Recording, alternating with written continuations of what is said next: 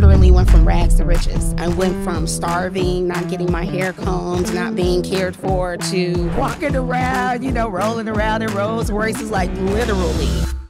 So I am from the south side of Chicago. Grew up there during the crack era in the 80s. Had a parent, my mom, addicted to crack. We were living in like a 2-bedroom home. So it was my grandmother, her sister, and her brother, and my grandmother, 6 daughters, and all of their children. What happens, we get out, they literally just ostracized me from the family. Like I was exiled from the family. And it's like, what did I do? Like I didn't do anything wrong. And I'm so young at the time, I'm like 11. So me not having them to lean on, I suffered for years. No one knew that he was beating me. He ended up moving down the street from me. He harassed me for like 2 years. It was so crazy, guys, that I literally felt like he was going to kill me. I'm busy loving myself, putting me first. Now that I know I deserve more, I'm busy loving myself, putting me first. Made up my mind, I'm on my grind. My time to shine, you hit my line. I press decline, no time for that, I'm moving forward. And right now, you're in my past, I've come too far to turn back now. Not going back, I see that everybody's sleeping on me. They really gotta see it to believe. What's up, y'all? Welcome to another episode of I Love Me More, podcast. And this is a podcast where we sit down, we talk to women about their trauma for the purposes of empowerment and healing. I'm Tara Wallace, and this is my Dr. Jamilla T. Davis here. What's up, y'all? Welcome back. How you been? Sis, I've been feeling so good. Man, it's our journey. Mm-hmm. It's the journey. It's the love seat. It's all the things that's making me go back and do the work. And that's why I think this whole movement, because I'm going to call it, this is bigger than the podcast, is a movement is so important because it's a journey, right? We're not people to say, hey, we're healed. We've got it all together. But what we're saying is we are women that are healing. And we're finding some things that are working. And we're learning from our sisters. And each day we're getting better and better and better and better because we live by the theory now that I love me what? More. That means I'm not putting people, places, or things in front of myself. Exactly. And then it is all structured. We're not just guessing at this. It is all structured in a book. I Love Me More, 8 Steps to Breaking Free from Toxic Relationships. Guys, this is an interactive book. There is space for you in this book, and that's what's so amazing. You're going to have at the end of each chapter, there is space for you to do the growth work, for you to identify and to write out. And there could be spaces that you haven't quite gotten to yet. Baby, because I see in this show, and y'all have seen, Milla got a couple blind spots too, and I ain't all, baby, especially when you get into up here with me.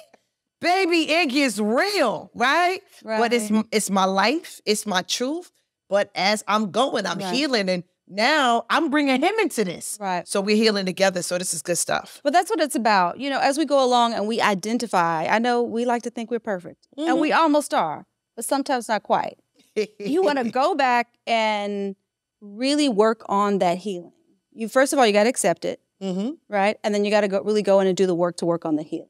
Yes. And that's what this is all about. It's not about perfection. It's about healing and that journey. I mean, girl, I don't even know what to say. This has just been amazing. And now it gets even more, every episode, it just gets crazier and crazier and crazier and crazier. Yes. So I hope that you guys are loving it. Not crazy in a bad way, but crazy in love in a good way. You know what I'm saying? I mean, these are these aren't stories that you hear about like one-on-one. These are stories you may see on television, people sharing this kind of stuff if they are in the right place at the right time. But they're not even sharing that whole truth because folks ain't even giving them necessarily a platform to tell that. Right? Because this is the stuff they tell us to cover up, to hide. Shh, don't say this to anybody. But we talk about it. But not talking about it from a gossipy place or judgmental place, but a place of healing.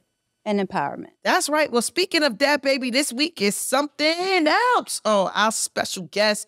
Yo, we have a business guru here who's done such amazing things. And it's just so crazy to see her journey and understand no matter how successful you seem and appear to be, there's stuff that you deal with too. But before we do that, y'all already know what we got to do. We got to pay the bills. And if you have not yet, please make sure you join us in this conversation. Keep us informed of how you feel about the episode. Go to www.blackwomensLivesMatter.com and make sure you tap in with us. Stay tuned. You don't want to miss our next guest. Hello, friends. It's your girl, Dr. Jamilla T. Davis, and I have a special announcement. We are finally opening up the Black Women's Lives Matter community. So what does that mean in real time? We can fellowship with you. We have this platform that we're giving to you for absolutely free. And it's a place where you can learn from other Black women just like you. And we're going to be learning real things, speaking to experts about finances, relationships, fashion, makeup, parenting. You name it, we got it in the community. It's a place that we can fellowship and also heal. We're also going to be having therapy in the community. There's a lot of things that we need to talk about to get off our chest, and we're going to do it in a safe place where we can learn from experts about how to maximize our potential and become the best us that we can possibly be. So what does this mean? It's time to click the link in our bio and join today. It is absolutely free. It costs you nothing and it will grow you so much, I promise you. So meet me in the community. You get to actually work with me this year. I'm going to be doing some one-on-ones. I'm going to be doing some group work, and it's all about leveling up. Meet me in the community. I'll see you soon. And y'all already know what it is. It's going down.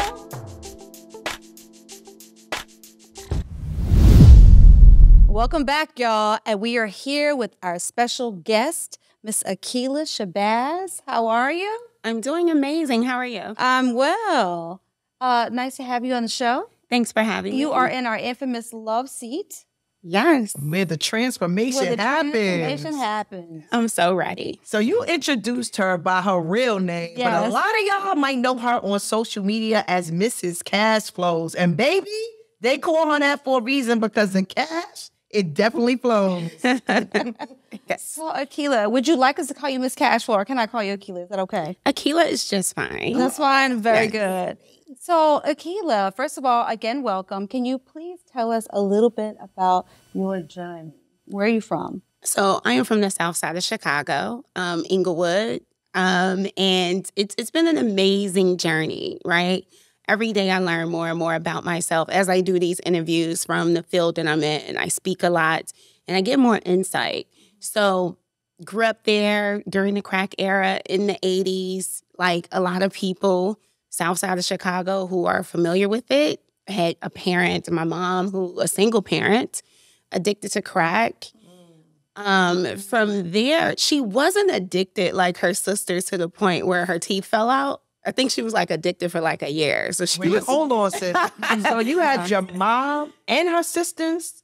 Girl, so the story, right? It was my we were living in like a 2-bedroom home. So it was my grandmother, her sister, and her brother, and my grandmother, 6 daughters, and all of their children. In a 2-bedroom house? In a 2-bedroom house. How did y'all pull that off? I don't know. It seemed a lot bigger than it actually is. And yeah, it was a lot of us. So I think my mom was the only one that had 1 child. The rest of them had 2 to 3 children apiece. So you guys are going to school every day and then coming home, and this is kind of what's happening in the home. Like, people are on, like, this First of all, people are on top of each other, right? So they not comfortable. You can't be comfortable like that. Crazy. So any space you can think about in the home was used for like sleeping, like the back porch area. Like, if this is great, I'm just really coming to this realization. So like when you think about a home and you'll have like it was a 2-story home, and they utilized the basement for sure. They built out a bedroom in there. It was 1, 2 on the first, and then 1, 2. No, so it was 4 bedrooms. And then the back porch area. And then it was like a living area on the 2nd floor that they had made into bunk beds where a lot of the kids would sleep. And yeah, we were on top of each other, and it was literally just 2 bathrooms. Well, was it fun as a kid? Like, was that fun because you with all your cousins and it's like playtime? Or was it like, hold up, I'm sick of seeing y'all? At the time, if it's your norm, nothing's wrong. Okay. Right? So yeah, we had a lot of fun, you know, but we also, it was empty. It was a very, very disturbing place to be, right? I want to say we had like maybe 1 couch. My uncle, for whatever reason, please don't ask me why, he had dug up the basement floor with the intention of re-cementing it. That's all I can remember. But what I do remember vividly was that we lived across the street from a factory. And so we literally had like alley rats, like literally in our home that literally just used to, like, if you stomp at them, like they will look at you like you will have to run. How I survived that, I really do not know. I can remember my aunts, all of them were addicted to crack. I can remember them. So this is from what age that they're addicted? Like, how old are you watching addicted family members? I would say from my memory, I had to be, as far back as I can remember, probably around the age 8 to like 11. So my mom ended up marrying her drug dealer when I was 11. That I remember, right? So my mother, she was addicted for a little while, but her looks never were like denigrated, teeth. You know how they... Yes. Yeah, she never got to that level. So her drug dealer was a Muslim. He cleaned her up. She got deep into the Muslim faith, and that's where my name was changed. So that's why my name is what it is. I'm the wise one. That's what that means. And so I can remember, like you said, right? It was fun. Wise, which is funny because you know names. What you call your kid, that's eventually what they'll be. That's all. They said that my name is the meaning that wise, kill, right? It's an Arabic name. So I get information from the cosmos and I feed the people information. And that's crazy because it's kind of like what I do, right? I was just saying, I'm like, whoa. I'm That's like, crazy. But that's why words are so powerful. But keep going. Very It's also powerful. really interesting, your grandmother and all of this. How is she, the matriarch, how is she kind of maneuvering this household? So you have to remember that I'm digging back there. So a lot of my information may not be, this is over 30 years. And so all I can remember is she worked at a school. She was there. We didn't eat. It was times like everyone was on public assistance and everything. But I could just remember feeling not cared for. Like, 'cause it was like, how is 6, 7 different women in here getting food stamps, but we're starving? You know, like it was so mentally crazy. Like I can remember going to the refrigerator and just going multiple times as though food was going to appear. It was crazy, like just starving, like having sleep for dinner. And she's your grandmother is like, maybe this is like just a lot. Like, you can't. I can't remember her, like, to me, she seemed okay. I mean, I can't remember from that. She wasn't on drugs, right? My granny was not on drugs. She was a lunch school person who passed out the lunch at schools, at a grade school. So we used to eat the lunch. She would bring At home. like home for us to eat. Okay. That was crazy. So you were there up until, you said 11? Until I was 11. And then your I mom can got remember. Yeah, so she marries her drug dealer. We moved maybe 4 blocks away. Now I literally went from rags to riches. I went from starving, not getting my hair combed, not being cared for, to, do y'all remember used and damaged outfits and Dooney and Burke bags, like walking around, you know, rolling around in Rolls Royces, like literally. Oh, wow. Right? Like literally. So something happened to me that I couldn't really understand. So it was a bunch of women in my family, and we were cousins. We shared this trauma, and so we were close. We would get together in the house and cry and pray, and we used to talk about things like, you know, when I grow up, you know, I'm gonna live in a big house, and I'm gonna have a lot of food in the refrigerator. Like we used to literally have circles like that. So for them to, what happens, we get out, they literally just ostracized me from the family. Like I was exiled from the family because I was different.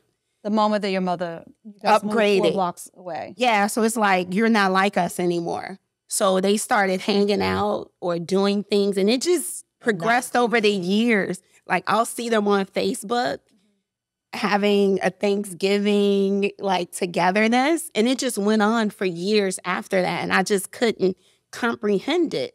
And it wasn't. Because they were more like your sisters because y'all grew up in the same house together. So even though you're cousins, you're really sisters and y'all connect like that, but then you lose that connection. And it's like, what did I do? Like, I didn't do anything wrong. And I'm so young at the time. I'm like 11. So I would come around, and I got into this thing where I would try to, you know, pay and give them money, give them things. But the relationship just was never the same, still to this day. Oh, wow. Yeah. And how do you feel like that affected, I guess, your those teen years, like growing up, like with friends and now coming from this house with so many people to now kind of being alone? Like, yeah. So I remember getting a group of friends in high school, and we became very, very close. But what I came to find out was that I didn't trust women. I still struggle with that today. So I went into a male-dominated field where I was a network analyst because they hurt me the most. So I felt like, you know, I think what I took internally as a young person, like women, just you can't trust them, you know? So still kind of like to this day, and I try to force myself, right? And I was like, I knew she was going to cut me. You know, I should have just kept doing business with him. Like, because what I picked up, and I'll say this, women are real good. You don't know that they have an ulterior motive. They'll be your friend, but you're in an arrangement the whole time. And Do you find Black women to be that way, though? Because I found Black women to be kind of like how your cousins were. Like, we don't want to do it. We not playing, like, we not faking it till we make it. Like, we not on the Becky shit. Like, if it's like, girl, I'm not doing this, like, or you find them to, you saying the ones that you encountered. I guess you gotta have much. No, I had various. So I had various cousins that I had various experiences with. So I had those, and I loved it because they got me ready for these streets. And I say that to this day, like, hey, I love my family. I don't want y'all to think that at all. Like, I've healed past it. But I didn't understand it. But what I can say is I had some that will be your friend. And come to find out, she was a narcissist, right? I didn't know what a narcissist was. And she'll be like so charming and friendly to you, but then turn around and make up a complete lie. And you're like, what's going on? Like, it was disturbing. And so you being young and not understanding the psychology behind something like that, you think it's you. You're like, I don't know, like, what did I do? But to be honest, when I look back at that, it was the best thing could ever happen to me. It taught me how to navigate people. I can pick up on certain things, just being in business. I was ostracized from them, which caused me to have a different life than them. So, you know, like when people are around each other, what I now know, environment is everything. So they all think alike. They all do the same things. They all have the same belief systems. And so I am different. So I became aware of that when I got into therapy years later. And she was like, you keep saying that you're the same. And so the therapist just started laying out all my accomplishments. Like, do they own property? Do they do this? Do they do that? Do they got these accolades? And I'm like, no. And she was like, see, you think that you're the same. They know you're not. But they know you different. You don't. And it was just like a real awareness. And she was like, your accomplishments is like shining a light and cracking a mirror on them. So they can't accept you because they just can't. That's just the human way. And from that, it taught me to love them and just heal and just move forward. So can I ask you a question? Yeah. What is your relationship today like with women? Just honestly. And then I'm going to share something about me because I just see a lot of you and me, same thing. So I only have a few. You got to have like a few traits about you. I can't pick up any competitiveness at all. You need to be open and sharing about everything. If I catch you in a lie, Because I really feel like if you're a woman, we have no reason to lie to each other. Women should be very transparent. And I just recently had that with a girl who like BFF'd me, because I live in Atlanta from Chicago. She's like, I'm your BFF, and she made a lie. And I just was telling somebody about this. I say she completely forgot her whole lie. It was about business funding, because that's what I do. But she completely lied, and she forgot the lie. And we were having a conversation, and I asked her 3 times. I'm like, you told me something completely different. So now that's a trigger for me. So now it's like, it's either you're lying to me because you got an angle, or you have a plan, or you're plotting. Like, you have no reason to lie to me. Lying to you to measure up to your standards because she doesn't think she's good enough. You know, that could be a thing as well. However, but what I was going to say to you that I see in common, I myself also seemed as a kid to be ostracized, right, from those that I loved. And I just kind of had to keep going. But then I guess as I look back, I had these traits that stood out, that made me who I was, and so forth and so on. But the dangerous part comes, God created us to work in kingdom, right? Yeah. So that's why we have arms, because the arms need the legs needs the head needs the arms, right? All of these things need to work in unison. And it's like Chandler sometimes keeps us stuck from opening up the doors and then embracing our real sisters who are God's kids that we have on earth. And sometimes I can even be guilty of it. I'll shut down. I'll lock in with my man because I'm like, yo, you know what I'm saying? Because I too have been hurt. And baby, I done brought some of the folks that done hurt me have been on this good old couch. And we done talked to the red couch. Yeah. But I see in you some of those things that I want to say, don't give us up on us yet. Yeah. Because there's some of us that's just some real people that don't want anything except to love you. So I want you to stay open. Just in line with that, when I grew up in Mississippi, I grew up around like 8 brothers. So I was always around boys. Right. Always boys. Yeah. And even in college, it was pretty much the same thing. But when I first moved to New York and I first met my first group of girlfriends, and they took me in and we were friends, and we would not split the pole. If somebody's in the hospital, we all go. If there's a house party at 3 a.m, we get up, we get dressed, we go. We were so close. And when the relationships begin to deteriorate with the girls that I thought I had the most in common with, and I couldn't understand because they were all working. I was a starving artist, just making enough money to eat and go to school.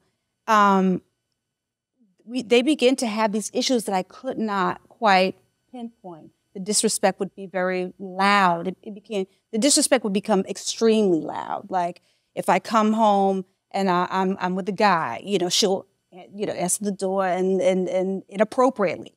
And it was just something we never did. We never did that. It was always code. And I didn't understand what that was. And it took years and years and years for me to try to figure out what that was.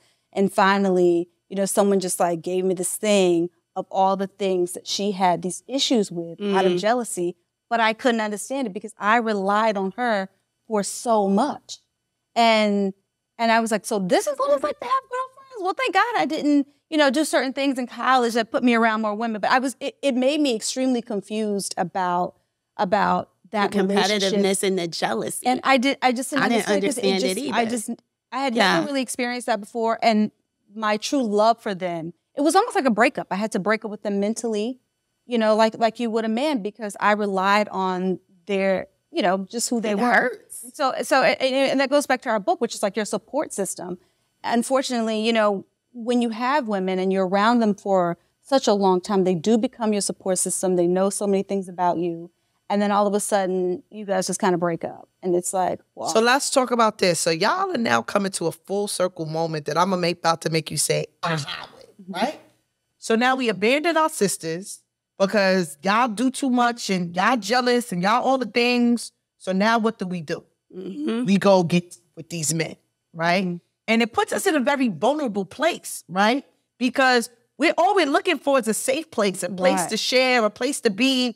And sometimes with men, it's not even about the sex or the sexual encounter. It's about the friendship and the safety, right? So because we don't have those relations with our sisters like we should, who do we turn to? I feel like you do need a woman, right? I had a cousin I was really close with. She fell off when I hit a certain level of success and just flat out stopped calling me. Still to this day, I don't know why. So you're right, that emotional outlet. So I don't dismiss women altogether, but like I have some female friends, but it's like we do business and I don't feel comfortable. All of my friends are married except me. So I don't want to be the friend dumping off my personal emotional issues and you guys are happy. So I show up happy. So I really don't have that outlet. But I am happy, but I don't have that outlet. Well, you have it. You're here waiting for us. Hopefully you ain't. I need to join the community. I need to purge. Yeah. Like, seriously, I don't have that anymore. So I'm business on. And I'm into masculine energy because I do business with men. And it's, you know, they don't have time. What we're doing? We're going to set. We're going there. We're going, okay, Akila, you speak at this time. You do this, you do that. Okay, do this, do that, do that. And then you talk to them. And then it's just like, go. And I'm never like dealing with my emotional. Girl, I'm about to throw this phone because you make me feel like myself. Yeah. So to my point, right? So because I felt like that and I felt abandoned by women in life at times, right? Now I go get with these men, been in a series of toxic relationships, stayed longer than I should because I don't want to be lonely. I never wanted to be lonely from the girls either, but I stayed there with the man. I forgave. And now this becomes the cycle because of some hurt shit. And I almost feel like it's the enemy's way of setting traps for us to stay stuck in something that we shouldn't longer than we should. Is that crazy? Yeah. And then if you don't have a sister, someone that you trust, because it goes deeper than that, right? Not only I feel like it's healthy for you to have a sister circle. So I think your community is highly important, and I will be in there purging. Yes. I might go on the pseudo name because I'm gonna talk about a lot of crap. You need to purge. And not only that, you need someone that's not jealous of you, because that's something too. You can be thinking that someone is in sisterhood with you, and that just recently happened to me, and they're celebrating you and rooting for you, and they're comfortable with you until you get to a certain level. Then they are uncomfortable with you, and then the conversations just start getting weird. Baby, let me take my shit because now we about to get to some shit. Now let's go on ahead. Yeah, let me tell you. So I had the same thing. Yeah. And the crazier part to me is I have friends who are successful. Folks got millions of followers, renowned, esteemed. Why are you jealous of me? Little old me. If I ain't even got my all the way together, and you hating on me. So I get that, and it hurts so bad because you love them. Yeah. Right? These are people I look up to. These are people I'm like, oh my God, this is my sister.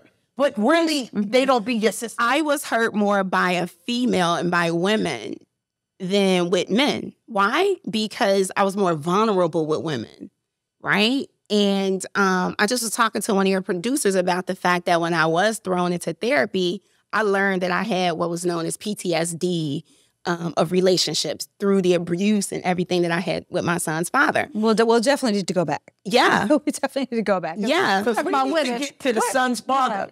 Yeah. I feel, now I ain't made the rest of the story yet, but my intuition is telling me the son's father was only allowed to do as much as he did because you didn't have that sister circle. Come on. And they didn't even know, because my sister circle at the time was my family. Yeah. And so when you're used to like how we used to kumbaya, come together and cry and purge, it became a part of who I was. And so to be exiled and not have that anymore and no one you can actually trust. Now you have abandonment issues. That's a trauma. That's a trauma. I just learned that right now. It's my first time hearing abandonment issues. But yeah, that's literally it. And guess what that did? That caused me to not trust. It caused me to not be emotional. It caused me to, I learned a lot. So me not having them to lean on, I suffered for years. Physical, mental, emotional abuse. No one knew that he was beating me in my 20s. No one knew. And to allow him to beat you, which is the crazier part to this, because you started feeling less than. So when they left you, right, you started feeling like, I'm not good enough, right? I'm not enough. So you allowing somebody to do something to you, because if your esteem was where it needed to be, you'd be like, oh, baby, we not about to. You know what, though, Jamilla, it's deeper than that, right? He was perfect. He was like the perfect guy for like 2 years. No beating. It didn't happen like from the jump like that. He was like the sweetest guy. I used to date drug dealers. He was the first guy that was not a drug dealer. He had a lot of insecurities. And because my parents, my mom married her drug dealer. We're in this life. I started to date drug dealers. My first boyfriend in high school, one of the biggest drug dealers on the South Side, right? You're driving and drop top 5.0s and chains and like rap artists and picking me up from high school. And he witnessed that because I was with this guy my entire high school years, 4 years straight. So everyone knew him. They just knew him. It was like ghetto fabulous, right? So my son's father witnessed this. So when I ended up dating him, he had insecurities and issues with that, but it didn't come out until I ended up getting pregnant by him, dropping out of college. And my mother was like, don't do it. He's going to think he owns you. I would help you take care of the baby, because I went to college to Atlanta. She was like, I ended up getting pregnant on summer break at 19. She was like, go back. I'll help. I'll take care of your baby. You know, you only have 2 years, like finish school. I'm like, no, I don't want to shack up. I go with him instantly. Like she said, now at this point, I'm 20, going on 21, pregnant, living with him. We've been together 2 years. Switched. Like, I didn't know what was going on. It was literally like sleeping with the enemy. The whole time you're going through this, your mom's it's your support system. You have a close relationship at this point. With my mother. Right, so you're... Because she's healed. She's no longer... Oh, yeah. So at this point, my mom, they had went to court, lost all the Range Rovers, the no more. Yeah, they fell from grace at this point, right? So she didn't end up going to jail, but they found a lot of kilos in the attic, and my mom fought a case for at least. They fought that case for at least 3 years, which drained them of every dime. She beat the case. But she lost all of... We were back poor. And now I became the person that went to college, and I was hit with the black tax. And now I was taking care of her. And her and my sister and brother. I was tasked with that. That's a whole nother thing. But I ended up going with him, and I can remember like, oh, okay, I'm going out with my girlfriends on the weekend. He's like, oh no, you're not going anywhere. I'm like, yes, I am. You're watching me, right? First time, like, he slaps me. Like, I'm like, are we for real? Like, and just rips off all my clothes. Like I said, you're not going anywhere. Like, sit down. And my friends come to the door. He's like, she's not going. And it just started from there. I was timed. I was working. I would go to work. If I wasn't home from work, like, he would time, like, I should be home from work within 15, 20 minutes. If not, I used to have to ask for permission to go outside. Like, say, for instance, wow, Jamilla, your birthday is March 8th, and we're having a girls' night. What's today? February 18th, 20th, whatever. You got to go ask. Like, hey, Jamilla we're having me, Jamilla, and Tara, we're going to go out to the spa on the 8th. He'd be like, okay, cool. So you'll try to be his friend up to the 8th. So it's the 7th, then the 8th come. He's like, where are you going? Oh, remember I told you? He's like, no, you can't go. You wearing that? It was crazy. And wow. It wasn't that he would force me to stay in the house alone. He would sit in the house with me. It was very, very sickening. It was like he would stalk my phone. He controlled every part of my life, my conversations. I couldn't go anywhere without him. So how long did this go on for? 10 years. Wow. Oh my God. What kept you there so long? I felt it was the sympathy. So he would cry, and he would play on my emotions. So, and then it just got to the point where I was like, well, we're going to fight anyways, and I want to go to the club. So I would fight, dial 911, and he'll be getting locked up. I'll be like, all right, bye. I'm going to the club. Like, it was very toxic. It was a very toxic situation. Like, I used to just get him locked up just so I can go out. Like, That's it was crazy. very toxic. So he would beat on me. I would beat on him. But were you in love with him, or were you or were you afraid of him? I was more so, I had no reference. I had no mentorship. No one knew I was going through this. So I had no one to really talk to about it, right? Because my family was quite violent. So I couldn't go to them and say that. They would have hurt him. Place during that time. See, the thing about it is all her other friends were saying that they wanted to go. They was abandoning her. Yeah. He's doing the exact opposite. So the very thing she feared about with them, she didn't have to worry about with him. So he became her safety. That's how I look at it. And that's probably why you stayed so long, because, see, this is why it's so crazy. It's like the trick of the enemy, because it'd be things from your past that set you up into this trap that if things were normal, you wouldn't be staying in this toxicity. No. So now talk to us about how you broke free, because I think that can help a lot of our viewers. What was the final straw that just said, oh no, I can't do it. I gotta love me more. I'm out of here. What did that look like? My son, he was 5 years old, and it was the first time my son was coming into the awareness of the abuse. And it was the first time he literally, I'll never forget, I had like some French braids in my hair. He literally drugged me. I can't remember what the fight was about, but I was trying to run out the house to the first level. He literally took my braids and drugged me up the stairs, 2 flights of stairs by my hair. And my son was there, and that was something that broke the pattern. And he was crying. And it was the first time he like witnessed it. And I was like, I have to go. But I was in it for so long, Jamilla, like you said, guys.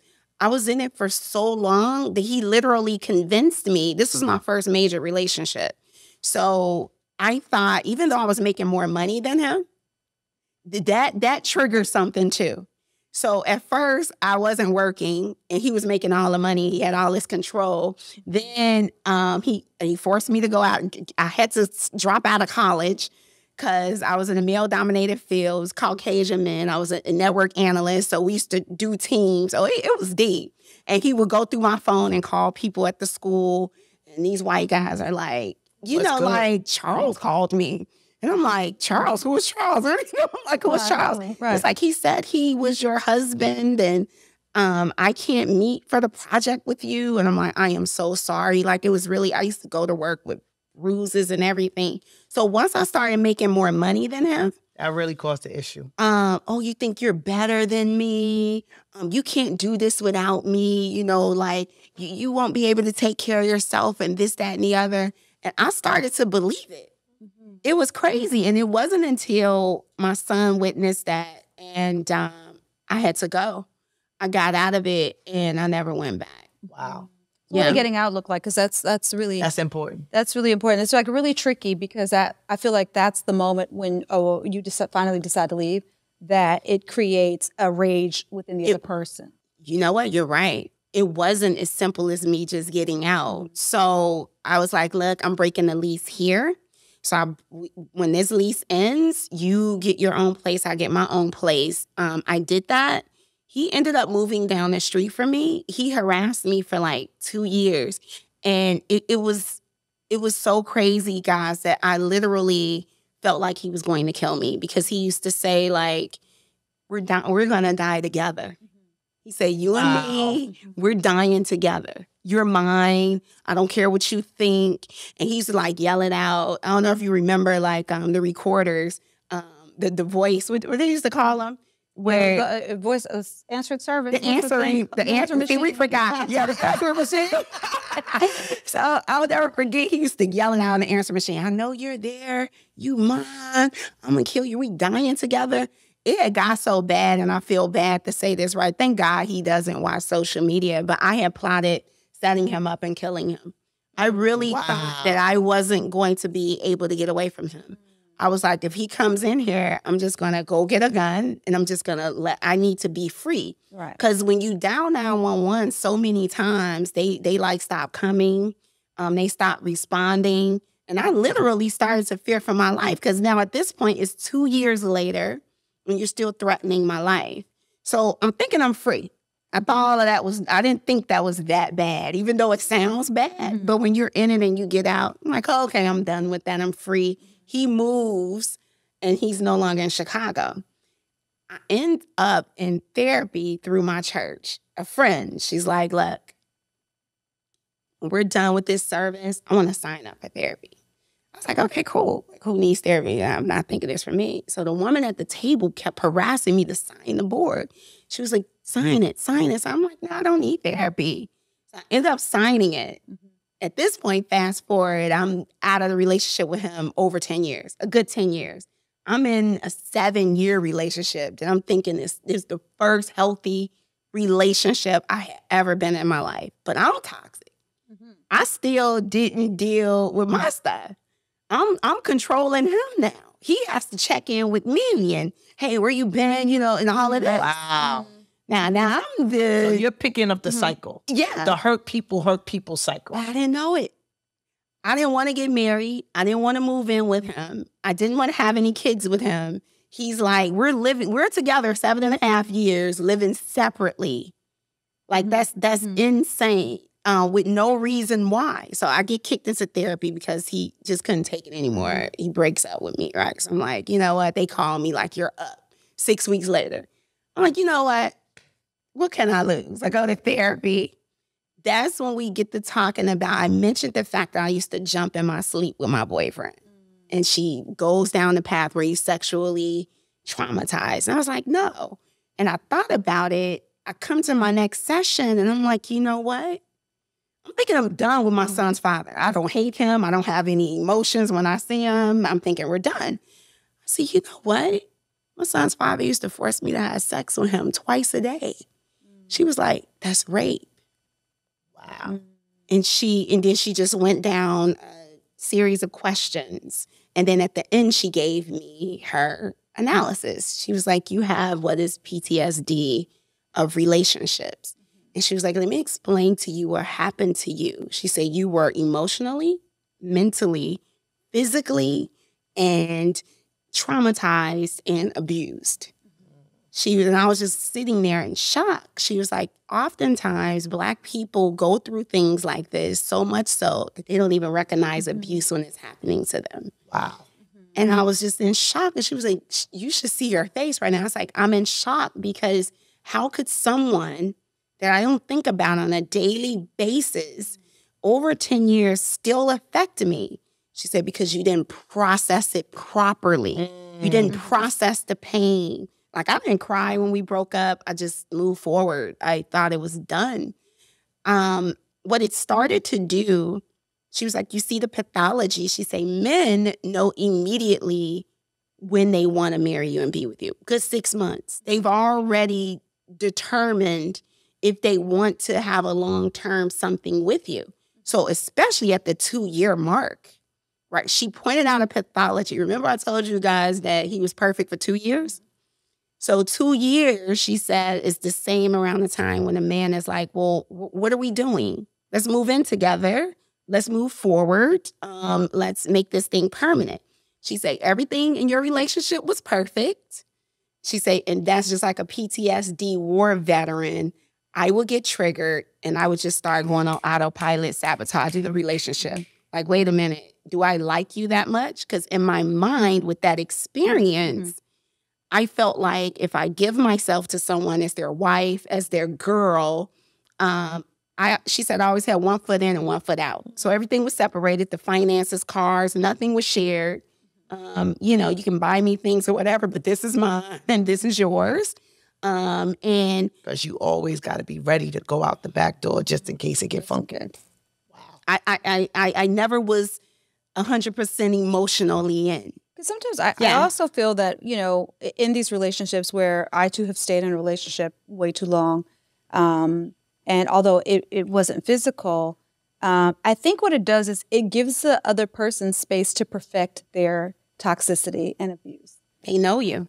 And they try things. And if you don't leave or if you don't do anything about it, they know what has worked, what doesn't work, how to pull all your buttons. And it just gives them space to perfect this behavior and never an opportunity, I feel like, for them to step up or for them to grow and become a better person. And I feel like I'm guilty of, obviously I'm obviously guilty of that. And I don't think it didn't come from any of these things, but it came from me thinking the other person was just going through something. Like a relationship is not going to be perfect from the beginning to the end. He's just going through something, and maybe I should just really work on myself while he's going through something, be patient. And I think that it was probably the first notion that I had to leave, which was probably like 5 years earlier. That's what I should have done versus staying and let this person perfect how to hurt me. Then you go back to those points of insecurities. When you find out and identify that a man has insecurities, right? And it's not even about you, it's about them. It's about So them. it's about their things. So they have unhealed trauma, which makes them be this person who cheats or abuses you or whatever these things are, and you can't fix what's broken. Right. Like they have to go through their own healing journey in order to get free. So that's a whole nother episode. What's up, y'all? It's your girl, Dr. Jamilla T. Davis, and I got a special offer for you, right? It's my gift from me to you. You want to level up? You want to manifest the life of your dreams? Well, I'm going to give you a piece of the plan, right? It starts with my Manifested Now vision plan. So follow me. It's actually the template that I use each and every year to get into my goals, my dreams. And unlike a vision board, I actually put this document on paper with goals and dreams and plans of who I want to be and what I want to become. And now you could do it too. It's time to level up, y'all. It's time to be the best you that you could possibly be. And I'm going to give you the plan. And best of all, I'm going to give it to you for free. Click the link right here. Download today and level up. Make sure you share the results with me. This is the exact plan that I've been doing for the last 4 years. And each and every year is taking me higher and higher. And I pray it does the same for you. What did healing look like for you after you find out you have this PTSD? What did your process look like? Oh my God, to this day, like when people talk about God, like God, I know him to be true because he's revealed himself. I've had revelation. I can literally go back in my life and pinpoint certain experiences or things where he interrupted it. I had no plan on going to therapy for any reason at all. Like that just was not on my agenda at all. I didn't believe in it. I didn't come from a culture. But thank God you did. Here's what's crazy. My friend, she comes into town from Kentucky. Hey, meet me at church. I'm like, okay. You think it's random, but it's not. It's really not. And literally, I wouldn't be here sitting here talking to you guys. Without that interruption and that self-awareness, I don't know where I would be. And how did this, I guess, affect the relationship with your son? With my son? Oh, wow. That's very interesting. So he was affected in a very different way. My son's father abused not only, he physically and did all those things to me, but when we broke up, he broke up with my son. It's interesting, and that hits me. And now so he was like 5 years old. So he just loved his dad, like loved him. It was to the point where I used to ask my father, like, I don't think this little boy liked me. Like, he didn't acknowledge me or anything. Like, he'd run to his dad and all up on his dad, playing video games, football, and they just had the best relationship, right? That was part of the reason I stayed, too. My son was, like, literally addicted to his father. So my father used to have to explain to me, because I grew up with a bunch of women.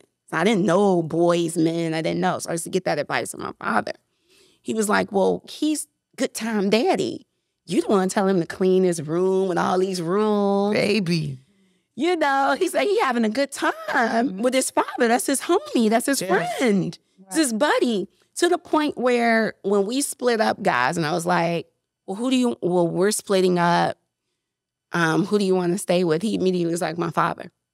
I was like, well, guess what? It's too bad because you're coming with me, so pack your bags. But it went to mental and emotional abuse. He flat out ceased communication. He relocated to Mississippi, started a whole new family. Mississippi. He did. That's From our home Mississippi. state. You are. He went to Jackson. I was Jackson State. I did. Did you? He goes there, and it was mentally disturbing to my child. Like he couldn't understand, and I couldn't understand. He just broke up with him. He had no interest in co-parenting and nothing. And then when I started to struggle with bills a little bit, because I was a shopaholic, that's a whole nother thing.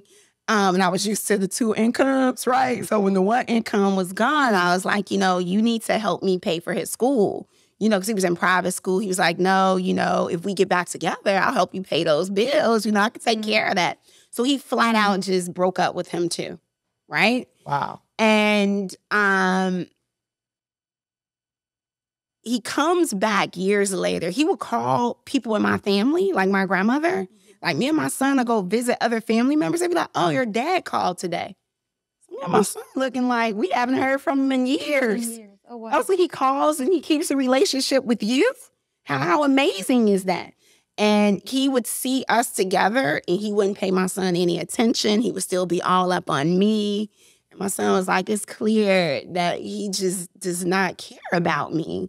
Like to this, like, it just led my son, I believe, because my son has a mental illness, which is drug-induced. So he pops pills. And to be honest, we're not really 100% clear on everything that he's addicted to. Very smart kid, straight A student. We did not see it coming. And when we went through therapy, when I put him into rehab and everything, this trauma with his father came out again.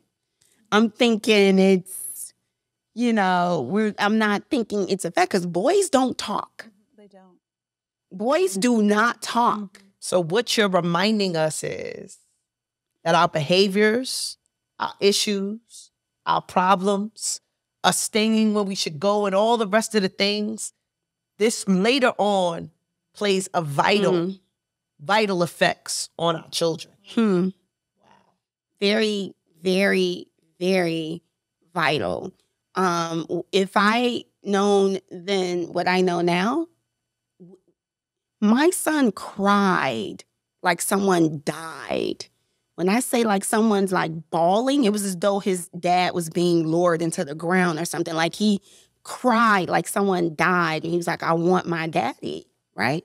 So to witness him do him like that, that was really a very traumatic thing. And what we learned in therapy was you think everything is real up until the age of 6. So him experiencing that trauma at the age of 5 has everything to do with his addiction to drugs and his identity to himself. He just never recovered from that. Right? And if no one, and that's why I think your platform is so amazing. When I saw the first episode, I was like, this is the bomb. Because one thing you should know is that it's not okay. Those experiences that we go through as humans, we are affected mentally, emotionally, spiritually. It's not okay. You have to process what happened in a way that you can move forward in a healthy manner.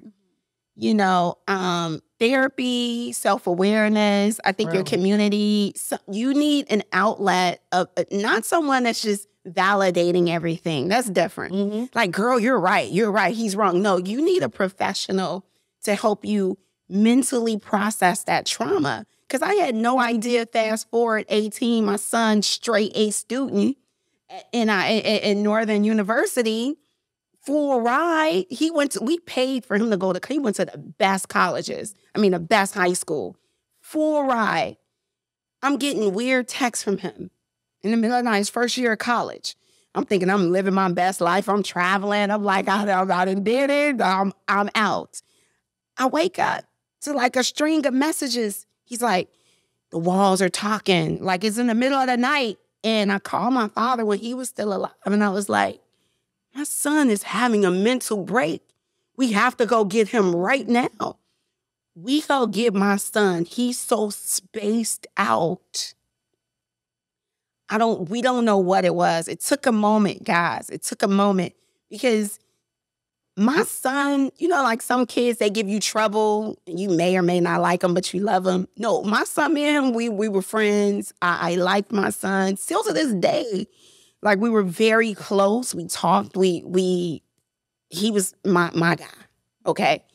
And to see him in this condition, we struggled for a little bit because he wasn't someone, the pattern that you would think would end up on drugs. How did we get He didn't experience that. He wasn't drunk. We didn't catch him doing anything. He was the smart, straight A student.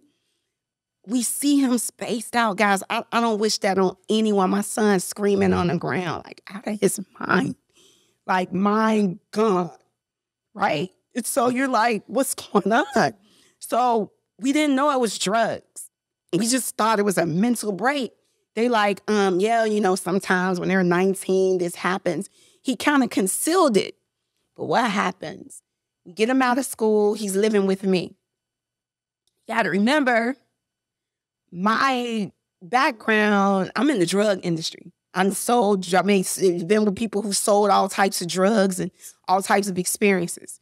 And so he would be normal, and then I start seeing patterns. I say, no, he's a high MFer. He's on something. I said, I don't know what he's on, but he's on something. And so when we would drug test him, guys, it wouldn't even pop up. These pills, wow, it wouldn't even pop up. So for a good year or two, we couldn't even figure out. Guys, my son was in so many mental institutions from having snaps and breaks, from getting high and drugs. And I wouldn't wish that on anyone. And if no one get anything out of what I'm trying to get out of my mouth today, if you go and experience any type of trauma, your children, just go talk to a therapist, join a sister circle, something. Yeah. Have someone to help you process it so that it's not processed in an unhealthy way, because depression is when you turn the anger to you. And that's what my son did. And he started, he's still struggling to this day. So you know what we learned, sister, through this circle of ours? It's so important that you connect with people who are dealing with your same issue, because you're not alone, right? We have many people whose kids are struggling with addiction and different things. Oh, wow. And how are they dealing with it? How are they coping from it? Because you learn from other people who've been through it, right? One of the reasons why I wrote my book, Built to Outlast the Storm, is because when I hit the storm and all the walls crashed in, there was nobody to give me a guide to tell me how was I going to make it through to the other side of this 12-year sentence I had. You gotta connect in, sis, with some folks that's going through it like you, who made it over. I can tell you, hold up, sis, I did this. I was able to do that. Try this, try that. Or if nothing else, just to be able to relate to. Yeah. Because you're not alone. And I know this. It's crazy. That's why I'm going to start a nonprofit for sure.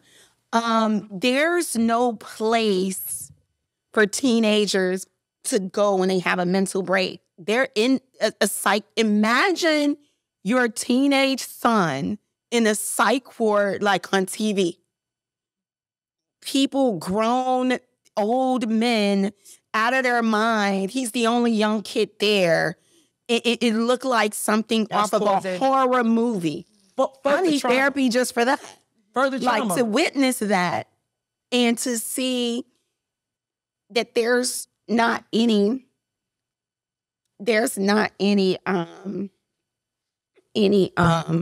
place for them to be, or for them to stay. Or they're taking these kids in, pumping them up with drugs for 3 to 5 days and putting them back out on the street. And they're out of their mind and putting more drugs in them. Now they're addicted to the addiction of the man-made thing that's being given to them. So now it's trauma on top of trauma on top of all kind of stuff. First of all, my heart goes out to you. I have 3 sons. Yeah. And, but I do want to know, like, how are you coping with this right now? Like, without a support group, I feel like it's you know, that woman who kind of does everything right, but you're suffering in silence because you don't quite know, because you, in some respect, you've done what, any mother or a father would want her daughter to do, her daughter or son to do. Yeah. So it's like, well, I've done kind of all the right things. You know what's so crazy, Shara? Remember I said I see so much of her and me, I can answer the question for you. So you know what she does? She's successful. She works. She creates businesses. She talks. She speaks. She's passionate about, because all that shit is getting your mind off of reality of what's really going on. So I'm going to focus on what I'm great at. I'm going to focus on what I can do well. I'm going to give back. I'm going to help society as I can. But deep down inside, I'm still hurting and I'm still dealing with my shit. Yeah. And that's the thing. I learned that in therapy too, in both of you guys, right? Let's talk about it. No, let's talk about it. This is some real shit. No, what you just said, they said that I had what was known as a complete emotional breakdown. Because an emotional breakdown is when things are expected to happen a certain way. I did everything right. I got him through the best schools. He had top scores. He got into the best college, engineering, math school. I did everything right. So he was expected to go on and be great. That didn't happen. So imagine you get to that point and the therapist was like, you just had a complete emotional breakdown. I didn't know what to do. I thought it could be fixed. And that in itself was quite disturbing. I kept saying, we'll just put you in rehab because I'm an entrepreneur, I'm this boss. Right? Every problem has a resolution. Let's get them in rehab. We'll fix them. We'll get them back on track. That never happened. It went year after year. He'll be sober, then he'll relapse. He'll be back in the psych ward. He went a year sober, and then it'll happen again. And is he in any support group? Guess what? So I'm going to tell you guys something very interesting that happened. When I stopped trying to fix it and not accept that my son was an addict, I didn't want to accept it. It took me 5 years. 5 years. And I said, you know what? I have no control over it. Guess what happened? It resolved itself. Yes, he still does drugs, but he has not been in a psych ward in 2 years. He has his own place. I just literally was FaceTiming him. He's like, let me see the set. So even though he has his drug addiction, we still remain close. He still has to text and call me. But he's not in a healthy state, in my opinion. He's not living. So he gets high. I think he's learned how to manage it where he doesn't end up in the psych ward. And I think part of it could have been me. I could have had, I don't want to say that it's my fault, but I believe me not having control over him, he probably was trying to find his own independence. I think about that sometimes. And now that he has his own place, his own space. How about he was just trying to find out how to heal? Let's talk about why people take drugs. People take drugs because they're hurting. Yeah. And they don't want to feel the pain anymore. Yeah. They take drugs to block out what's going on. So that's why my spirit just said to ask you, does he have a support group? Because the same thing that we're missing with sisterhood, that's what he needs to pull him out. He needs that support group. He needs that place where there's other kids that are struggling just like him and they could talk about their pain and heal. He won't do it. I wonder if it's necessarily even there in a cool format where they will accept it. Like, nobody wants to go someplace to be evaluated or feel crazy. But if I go to the place where I'm with the homeboys and we able to kind of chill and just get through this, then that's different. It's not like I'm being mandated to a place. Like, you know what I mean? If we can't find it, I need to create it. Baby, calling all moms, okay? Look. Out there, if you have any of your kids that's going through drug abuse, you heard the story. Yeah. Pull up. We need to know who you are. We need to get these kids together because everybody needs community. Community is the thing, y'all. You can't fix life in silos. You know what I'm saying? I know I was reading the Bible, right?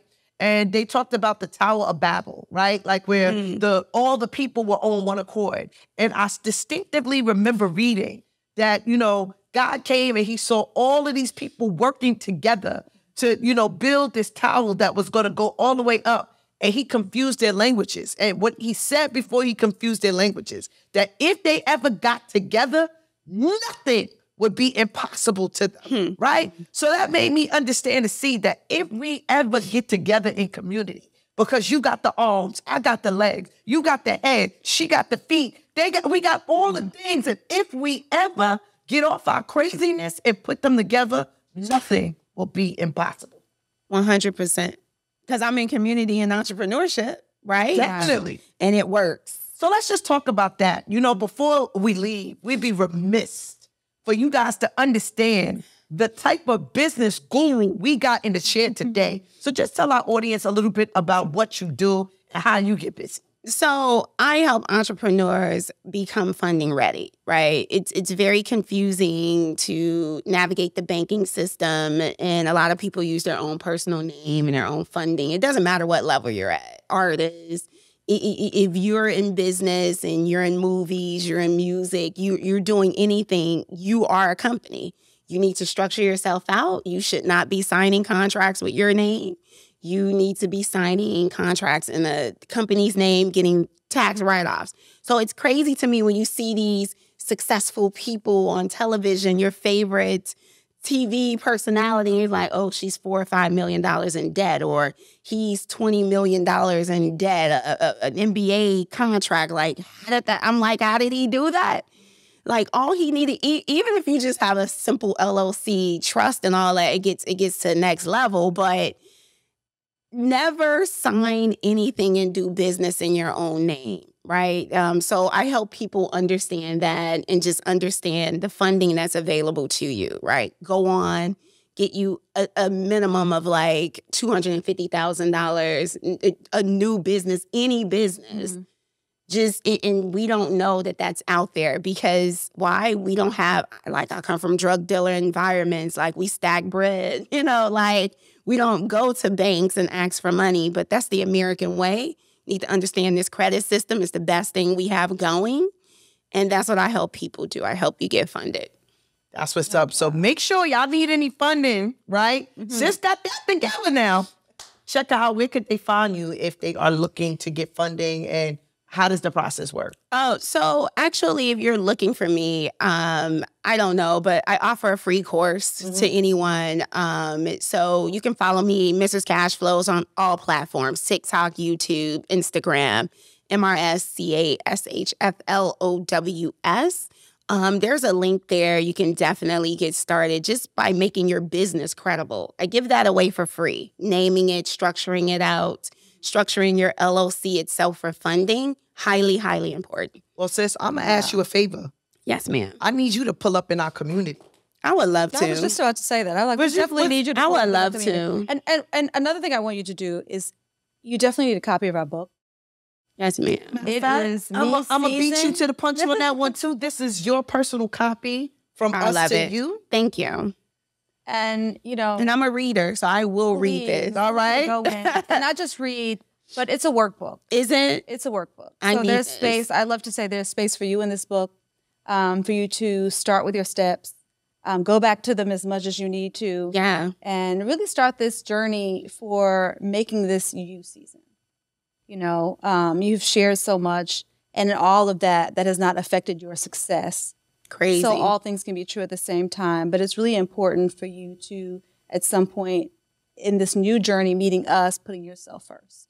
I love that. And also, I'm going to be a little bit selfish. That free course that you got, come share it with our community. I love to. So if you come and meet us at BlackWomen'sLivesMatter.com, that's our community where our sisters are. I would love to give you a platform to teach, because financial literacy is so important. It's so important. And we got a assembly of dope Black women who want to be more, do more, including myself, right? So I'm here, open ears, and with open arms to you. I appreciate you guys. This is healing. I feel good. I don't get to talk about this. I can't wait to jump in the community, and hopefully I find someone. And it's a safe space. That's what we do this for. Yeah, this couch, the entire purpose is for healing. All right, now we gave you the book because Tara said that you need to get that, but voila, I got some swag. This is not a regular shirt. This is your affirmation shirt. I love that it. reminds you when you wear it that I love not you, baby, more, but I love me, which is you. I love it. Thank you, guys. Thank you for having me. Absolutely. Akilah Shabazz, thank you so much for coming to the Love Seat and sharing your story. You know, again, this is to empower other women who could possibly be going through the same thing. Jamilla, another amazing episode. Amazing. So many jewel drops, just so many relatable issues. I told you I feel like the sister that I never had because it's just so much of the same things that I went through. So I'm so grateful that you shared. And y'all, if you enjoyed this episode and want to talk with us and her so you can share your feelings, join us, y'all, for the after chat. Make sure you go right now to blackwomens'livesmatter.com. Make sure you like, subscribe, download, follow, baby. This is the community for you because We are in the community. This was amazing. Thank you, guys. On the next episode of I Love Me More podcast. Most of the people in my family have been involved in the criminal justice system in one way or another. And so I always wanted to be a part of the change. Even when I was a kid, I felt connected to Moses. This week, we have my dear friend who's a lawyer, activist, a fighter, a survivor. So let's give it up for my dear friend, Ms. Leslie Redman. In 2012, I have lunch with President Barack Obama. On my professional life, things are going good. I'm about to become student body president. This predominantly white school. I'm RA of the year. I'm doing great. Internally, I've lost my virginity. I get pregnant that same month, and then I have an abortion the next month. Yeah, I'm in the basement crying because Keith transitions, and she says, "You didn't even cry this much when Big Mom died." People that are hurting, they don't want to wait anymore. They don't want to feel that pain. And I can understand that because I've been that person. Keith would have never wanted me to get an abortion if I would have got pregnant by him, right? How the heck did I end up with this guy? So you are technically taking down all the generational curses, or so we